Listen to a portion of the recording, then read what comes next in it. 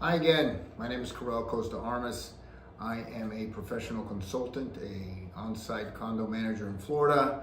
I have 17 years experience in this field and I get calls all the time about this one particular topic, and that's why I think it's my third or fourth video on this, but again, I want to encapsulate this topic, and that is fraud and theft in community associations. And this goes right across the board nationwide and even in other countries. It's kind of the same problem or the same finger pointing for suspicious activity or behavior. So first of all, I'd like you to take 2 seconds, please, and click like below, whether you're watching this on Facebook, LinkedIn, or YouTube.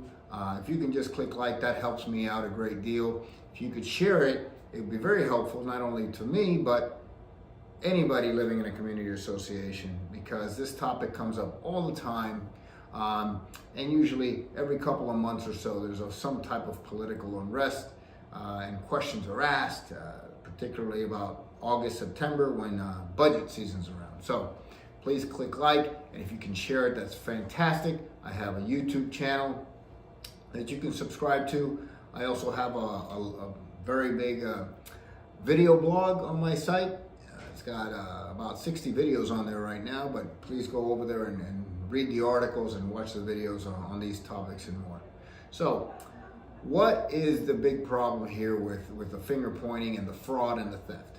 I'll give you about 4 or 5 different things to look for that are red flags, orange flags, red flags of something that might not be right at your association. Number one, and the biggest complaint I get all the time, the most phone calls, is the board president, the rogue board dictator, the director that has lost control and is acting like a dictator, exercising sole authority, does not listen to people at meetings or anywhere else, and it doesn't appear to care. So I'll defend them for a second. Sometimes you have board members that are just accustomed to doing business their way. They are probably retired and did business in the 80s and 90s a certain way, where they owned a business, and they are very good at making decisions and are not so good at caring about the opinions of others when they are making decisions. So they take their board position a little too serious, and they don't listen to other people, and they don't allow other people to talk even amongst themselves. So is education needed here for that board member, or do you really have a problematic situation where there's theft or fraud or something that they're trying to hide? So, that type of board member, another sign that will tell you there's an issue is if they're hiding information or omitting facts from the other directors. So let's say you have a 5-person board, and then you have 1 or 2 directors that make all the decisions, and the other 3 are just left out, and don't get any updates, don't get the information that they need to be informed.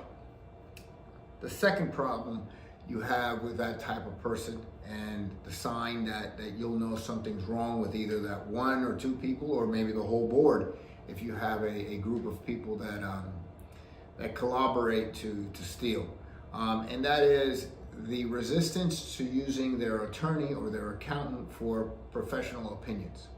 A lot of times associations require legal opinions, and if everything is out in the open and fine, then you're going to need a professional opinion on matters. No matter how much experience I have in this industry, I will always direct board members to get the attorney's advice, the attorney's opinion, because I'm not an attorney.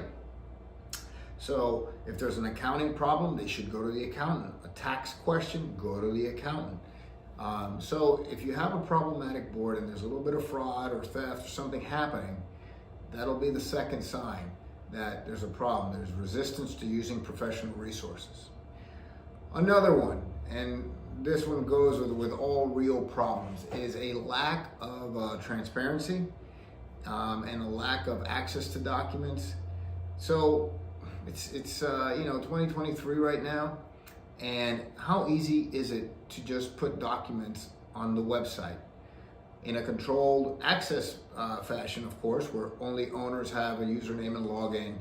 But if you have a good association and a good board and everything seems to be running correctly, you'll have the documents online for everybody to access. Minutes of the meetings, agendas, contracts, bids, everything will be there, financials. So if you have a problem, let's say if you're in Florida, condo law in Florida requires that documents be online. If you're in a condo in Florida that meets a certain standard, 150 units or more, or a certain amount of in your budget, and your documents aren't online right there, it's a huge red flag, because that should already be something that the association, the management company are meeting. That's a standard that they're supposed to be meeting per the law. It's not a courtesy, it's the law. Owners should have website access, username, login, everything should be there. They shouldn't even have to request records, it should all be there. Bidding documents, financial statements, again, those are all documents that anybody with questions or they're skeptical of operations, just look at those. Everything's there. The next thing, and I don't want to, I guess,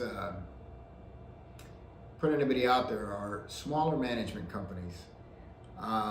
There are some good ones out there, but I've seen a lot of smaller management companies with a very entrepreneurial attitude.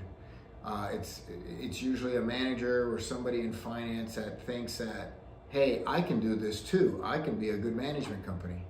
And what they end up facing is that they're overwhelmed with the amount of work, or they're not really familiar with the correct standard of service they should be providing. And you find somebody with good intentions caught up in too much information, too many financial transactions, and things can go wrong real quick. They may leave loopholes out there for bad board members or bad manager. Smaller companies usually have less experienced managers. Sorry to say that, forgive me, but the ones I have in my head are this way. They also may not be providing you with adequate reporting.